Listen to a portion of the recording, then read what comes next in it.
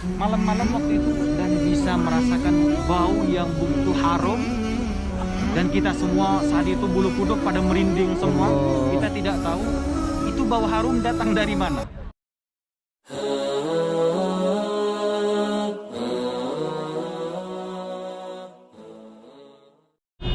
Assalamualaikum warahmatullahi wabarakatuh. Ahlan wa sahlan, marhaban. Apa kabar sahabat Maman Hafid? Semoga selalu sehat walafiat. Sahabat semua, kita sekarang berada di tempat Jabal Uhud atau tempat peperangan Uhud. Ini situasi terkini di tempat Jabal Uhud ya. Jabal Uhudnya ini adalah Jabal Uhud. Dari sini sampai sana ini 7 kiloan. Ini adalah Gunung Uhud yang nanti dipindah oleh Allah Subhanahu wa taala di surga ya Allah Subhanahu wa taala.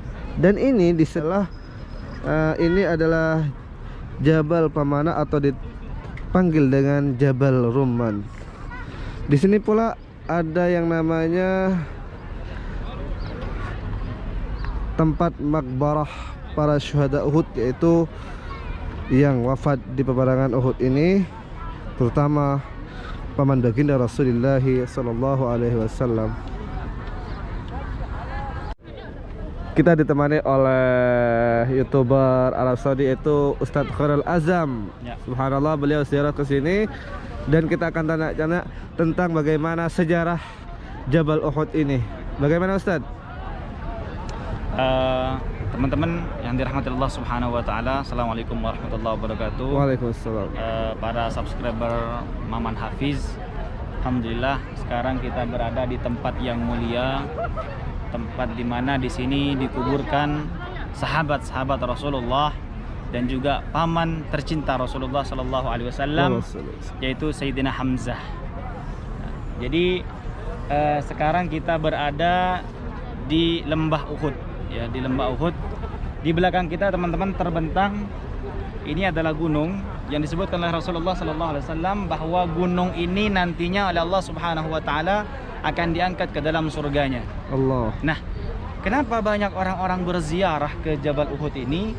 Tujuan yang pertama tidak lain hanya untuk berziarah kepada para syuhada, kepada paman Rasulullah. Tapi tujuan yang kedua juga untuk melihat Jabal Uhud secara langsung. Iya. Kenapa kita ingin melihat Jabal Uhud secara langsung? Karena kita berharap ketika saat ini kita memandang Jabal Uhud secara langsung, penglihatan kita saat ini kepada Jabal Uhud ini kelak Allah akan kembalikan ketika di hari kiamat kita bisa ditempatkan di surganya Allah Subhanahu wa taala dan bisa memandang Jabal Uhud kembali. Artinya penglihatan kita saat ini bisa dikembalikan kembali Allah Subhanahu wa taala untuk melihat Jabal Uhud dalam surga. Karena Jabal Uhud ini termasuk di antara hiasan surganya Allah Subhanahu wa taala. Dan itu yang menjadi daya tarik ya, mungkin selain berziarah kepada sahabat dan taman Rasulullah sallallahu alaihi wasallam. Juga di sini teman-teman adalah tempat yang menyimpan sejuta kisah sedih juga, termasuk kisah Rasulullah SAW ketika berjuang melawan orang-orang kafir Quraisy saat itu yang datang dari kota Makkah dengan jumlah pasukan 3.000 orang itu. Mereka benar-benar ingin meluluh lantakkan kota Madinah. Tujuan awal mereka dari kota Makkah, mereka sangat yakin ya pada hari itu mereka bisa meratakan kota Madinah. Mereka bisa membasmi kaum muslimin di kota Madinah Al-Munawwarah. Tapi Allah berkehendak lain. Mereka ingin membalaskan dendam perang mereka pada perang Badar ya, karena jumlah mereka 1000 melawan 314 kalau tidak salah. Mereka kalah telak dan mereka ingin membalaskan dendam mereka di lembah Uhud ini. Dan tujuan awal mereka memang betul-betul ingin meratakan dan ingin meluluh lantakkan kota Madinah beserta isinya. Dan juga ingin membalaskan dendam kepada Rasulullah SAW. Tapi Allah berkehendak lain. Walaupun kaum muslimin menuai kekalahan di tempat ini, tapi tidak sampai membunuh atau membinasakan atau membunuh Rasulullah SAW. Walaupun di awal-awal peperangan itu memang di tengah peperangan tersebut sudah terdengar kabar bahwa Rasulullah sudah wafat. Tapi alhamdulillah saat itu Allah selamatkan Rasulullah SAW daripada tangan-tangan kaum kufar. Ya Ustadz, kita nanya di sebelah sana itu di Gunung Uhud ada di pertengahan itu katanya di situ ada yang bercucuran darah baginda Rasulullah SAW. Betul Tad. Dan ini menjadi kisah unik saya ketika saya membawa wakil gubernur Kalimantan Timur. Saya pernah penasaran karena di situ katanya ada pernah bekas cucuran darah Rasulullah SAW yang sampai saat ini masih wangi.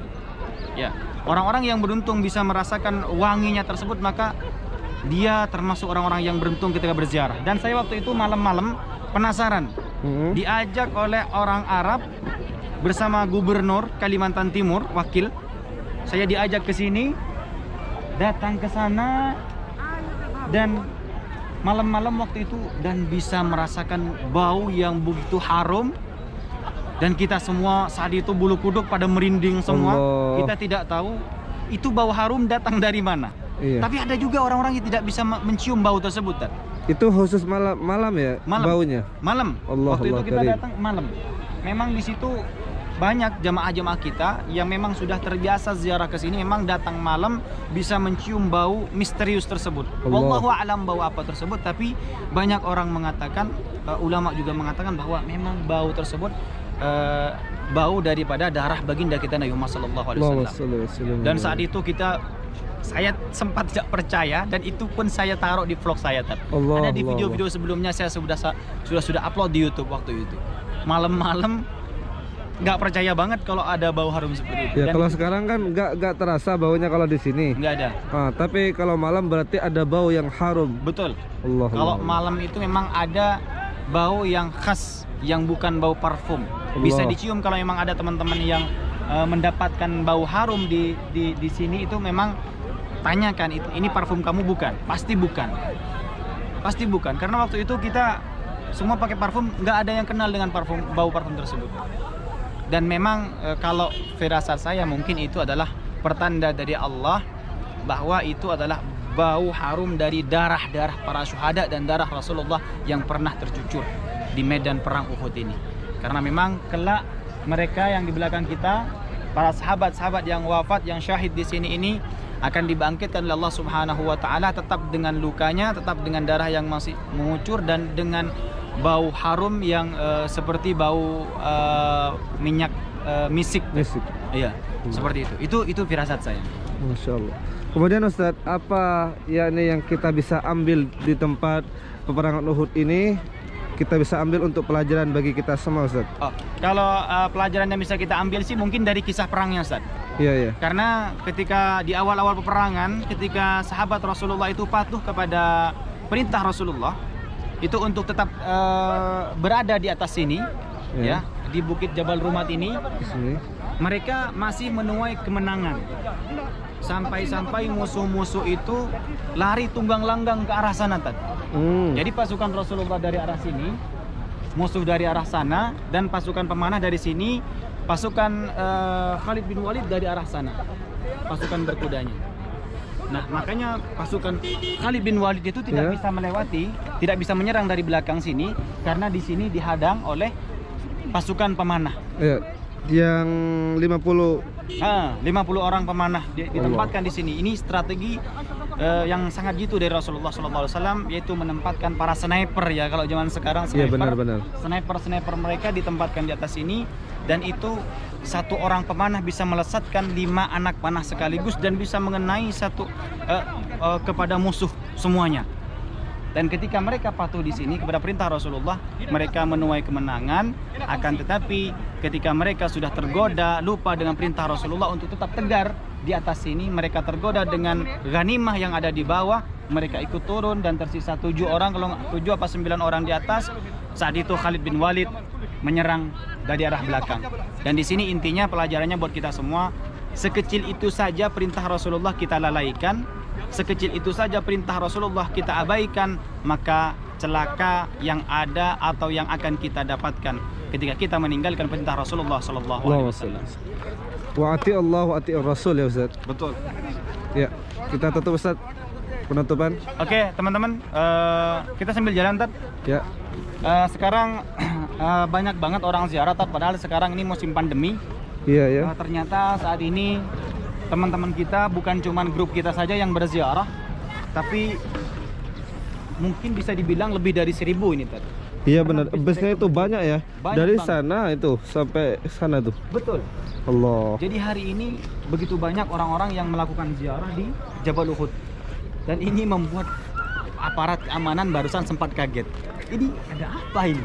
Dan sempat ada yang bertanya kepada saya, ini jemaah umroh datang dari Indonesia, sudah dibukakah atau belum? Apa gimana kata dia? Saya bilang iya saja. Ini yang membuat bingung para petugas sini. Dan bisa kita lihat, Tat, burung-burung barusan ribuan, jutaan burung barusan datang ke sini karena melihat orang-orang tiba-tiba datang. Jadi mereka juga datang ke sini, Tat, barusan. Allah. Waktu di awal-awal datang, di awal-awal apa? Di awal-awal kita turun, Iya. karena orang-orang ramai itu. Burung-burung pada datang juga semua ke sini, Tat. Oh, Tapi seperti di sekarang sana sudah tuh. kumpul di sana dan di sana tuh. Udah misah-misah, udah banyak yang ngasih makanan. Jadi ini mungkin bentuk rindu daripada apa? Dari bentuk rindu dari para burung-burung di kota Madinah Allah. kepada para jamaah umroh, karena sudah lama tidak melihat orang-orang sebanyak ini gitu loh. Biasanya kalau kita bisa melihat setiap sudut kota Madinah itu memang dipenuhi dengan peziarah daripada Indonesia. Benar-benar. Benar nggak? Benar. Iya, pokoknya Madinah dan Makkah itu ketika musim umroh sudah seperti kampung halaman kita Indonesia. Allah. Tapi sekarang subhanallah dengan corona ini, meskipun dari jemaah Indonesia belum ada yang datang, akan tapi ini adalah WNI kita yang tinggal di Betul. kota Mekah dan kota Madinah dan kota lain di Arab Saudi. Maka mudah-mudahan kita berdoa Ustadz ya, di tempat yang suci ini, tempat peperangan Uhud, mudah-mudahan cepat dibuka jemaah umroh. Amin. Dan keadaan bisa segera normal kembali. Amin. Sehingga kita bisa melihat jamaah haji dan jemaah umroh itu bisa menghiasi setiap sudut kota Madinah Al-Munawwarah. Nah, Amin ya rabbal alamin. amin ya rabbal alamin.